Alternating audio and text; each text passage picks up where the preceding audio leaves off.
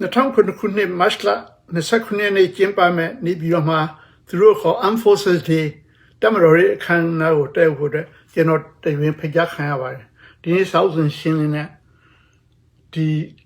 ဖိတ်စာပြန်တွေ့ရတာနဲ့အမှတ်တရပြောပြလိုတာပါ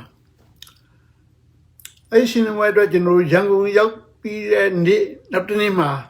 တိုက်ခစံမှာမအနေနဲ့သတင်းစာရှင်းလင်းပွဲလုပ်ပါတယ်အဲ့ကပြန်ကြားရေးဝန်ကြီးဘုံချုပ်ကျော်ဆန်းတက်ရောက်ပါတယ်သတင်းထောက်တွေမေးတဲ့အင်္ဂလိပ်လိုမေးခွန်းတွေကိုသူစကားပြန်ကပြန်ပေးပြီးတော့ဝန်ကြီးရဲ့အဖြေကိုလည်းအင်္ဂလိပ်လိုပြန်ပေးပါတယ်ကျွန်တော်ကဗမာလိုထမိတယ်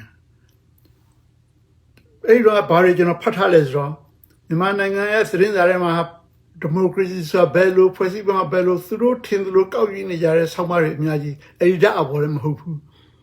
ဆိုတော့အဲ့ဒါကိုကျွန်တော်မေးပါတယ်ဝန်ကြီးခင်ဗျာမြန်မာနိုင်ငံဒီသတင်းစာတွေထဲမှာအဲ့ဒီတဲ့အပေါ်မဟုတ်ဖ ೇನೆ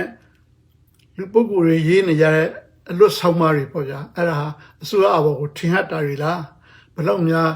အစိုးရအပေါ်ထင်ဟပ်ထားတယ်လဲလို့မေးတော့ဝန်ကြီးအတော်စိတ်ဆိုးမှန်ဆိုးနေကျွန်တော်ပြန်ပြောပါတယ်ဟာခင်ဗျားမိကုန်းကိုကြုံမဖြစ်ခင်ခင်ဗျားတို့ BBC ရောအင်္ဂလိပ်အစိုးရဘောဘယ်လောက်ထင်ရတယ်ကျွန်တော်မေးချင်တယ်ဗျာဆိုတော့မေးပါတယ်ပြီးတော့ကျွန်တော်လေးလေးစားစားပဲကျွန်တော် BBC က editorial လွတ်လပ်ခွင့်ပေါ့လေ freedom အပြည့်အဝရှိပါတယ်အစိုးရဘောလုံးဝမဟုတ်ပါဘူးလို့ဖြေပါတယ်ဖြေပြီးတော့ဝန်ကြီးရဲ့မိကုန်းကိုကျွန်တော်ဖြေပြီးပါပြီကျွန်တော်ရဲ့မိကုန်းကိုလည်းဝန်ကြီးဖြေပါအောင်ခင်ဗျာလို့ဆိုတော့သူကစိတ်ဆိုးတာမဖြစ်သေးဘူးထင်ရချင်တော့ထင်ရတယ်ဗျာဆိုတော့ကျွန်တော်ဟုတ်ပြီးတော့ပြောတယ်လိုက်တယ်ဆိုတော့သူစကားပြန်မပေးဘူးဘာလို့ချင်းမေးကြတာဆိုတော့ကျွန်တော်ပေးနာမထိုင်တဲ့နိုင်ငံသားတွေကပြန်ပေးပါသူတို့လည်းသိကျင်တယ်ဘာပြောလဲဆိုတော့အင်္ဂလိပ်လိုပြန်ပြောဆိုတော့ကျွန်တော်ကပဲစကားပြန်လုပ်ပြလိုက်ရပါသေးတယ်အဲ့ညနေပဲဟိုတယ်ကိုပြောင်းကြတော့သတင်းထောက်တချို့ကကျွန်တော်မေးကြတယ်ဆိုရင်လည်းလေတံနဲ့မေးတာလည်းဖြစ်ကောင်းဖြစ်နေကောင်းမင်းလူတွေမေးလိုက်တော့တိုင်းပြည်ကအေးစစ်ပြန်ထွက်ခွင့်ရပါဦးမလားတဲ့သူကအဲ့လိုမေးကြပါတယ်ကျွန်တော်တော့မစိုးရင်ပါဘူးကျွန်တော်သူတို့တရင်ဖိတ်ကြားခြင်းနဲ့လာတဲ့ဒါပဲဆိုပြီးတော့နောက်တစ်နေ့မှကျတော့ကျွန်တော်နေပြီးတော့နိုင်ငံခြားသတင်းထောက်တွေပဲစီဂျာကာစီနဲ့ပို့ပေးပါတယ်အဲ့နေပြီးတော့သတင်းစာရှင်းလင်းပွဲ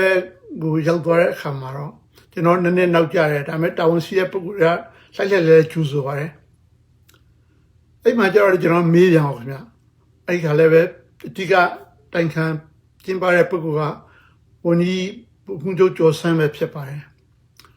ကျွန်တော်မေးတာမေးကော10ခုလောက်တောင်မကဘူးထင်ပါတယ်ခင်ဗျာကျွန်တော်ရေးကျင်တာမေးကျင်တာရေးမှတ်ထားပြီးတော့တာရွက်ကြည့်ပြီးတော့တစ်ခုတစ်ခုမေးတော့တာပဲတစ်ခုသောမေးကောကကျွန်တော်မှတ်မိတယ်အဲ့တော့ဝန်ကြီးချုပ်ဘုံချုပ်စိုးဝင်းထင်တယ်အဲ့ပုဂ္ဂိုလ်ကတော်လေးကျမ်းမာရေးခြူထားနေပြီဆိုတာကိုလူတိုင်းသိနေကြပြီတရားထုတ်ပြန်တယ်ဘာမှမရှိဘူးဆိုတော့ကျွန်တော်အဲ့ဒါလည်းမေးဒီသတင်းဟာအရေးကြီးတဲ့သတင်းပဲဝန်ကြီးချုပ်တယောက်နေပြောဘူးဆိုတာဘာကြောင့်မထုတ်ပြန်နိုင်လဲဘာညာဆိုတော့ကျွန်တော်မေးပါတယ်ဒီခါကျတော့ဦးကျော်ဆန်းကဒီကိစ္စကိုတော့သူဖြေတယ်အေးစစ်နောက်သူနဲ့မသက်ဆိုင်တဲ့မိခွန်းတွေကိုတော့အဲ့မှာတက်ရောက်လာတဲ့တခြားဝန်ကြီးတွေကိုသက်ဆိုင်တဲ့ပုံကိုယ်တွေကိုဖြေခိုင်းပါတယ်ဖြေပြီးတော့ကျွန်တော်အနာကပ်ပြီးတော့သူဟိုဓာတ်ပုံရိုက်တော့သူကကျွန်တော်ကိုလက်ဆွဲနှုတ်ဆက်ဘာမေးတယ်လဲဆိုတော့ဦးကျော်သာခင်ဗျာမြန်မာပြည်ကိုချစ်ပါသေးတယ်နော်တဲ့ကျွန်တော်မေးတယ်အဲကျွန်တော်သိချစ်တာပေါ့ခင်ဗျာကျွန်တော်ပြောရပါတယ်တကယ်တော့ကျွန်တော်ဟာ BBC မှာနှစ်ပေါင်း30ကျော်လုပ်ခဲ့တယ်လန်ဒန်မှာနေတယ်ဘန်ကောက်မှာနေတယ်မြန်မာပတ်စပို့ပဲကင်ထားခဲ့တာဖြစ်ပါတယ်အဲ့နဲ့သတင်းစာရှင်းလင်းပွဲပြီးတော့ကျွန်တော်အဲ့မှာ American သတင်းထောက်အသက်ခက်ကြီးကြပါကျွန်တော်ဘာပြောလဲဆိုတော့အေးတဲ့မင်းမေးလိုက်တဲ့မိကွန်းတွေကအကုန်လုံးပြည့်စုံသွားပြီတဲ့အဲ့လိုဆိုတော့ကျွန်တော်တို့မေးကြမျိုးတစ်ခုမှမကြတော့ဘူးကွာဆိုတော့ပြောတော့ကျွန်တော်အဲ့ကမှတော့စိတ်မကောင်းဖြစ်သလိုအာနာသလိုဆိုတော့သတင်းထောက်ဆိုတာသတင်းစာရှင်းလင်းမှာမိကွန်းတော့မေးရမှာပဲသို့တော်လည်းပဲကိုတယောက်တည်းမေးလိုက်လို့လည်းမဖြစ်သေးဘူးပါလားဆိုတော့ကျွန်တော်သတိထားမိတယ်တကယ်လို့ကိုပြောလို့တဲ့မိကွန်းမပါသိကျင်တဲ့မိကွန်းမပါဘူးဆိုရင်တော့မှသူများရဲ့မေးပြီးတဲ့အခါတော့ဆုံးတစ်ခုထပ်မေးပြဆိုမေးတင်တယ်လို့ထင်မိပါတယ်ဗျာအဲ့ဒါလေးသတိရလို့ပြောပြတာပါကျွန်တော်ကြောက်စင်တာပါဗျာ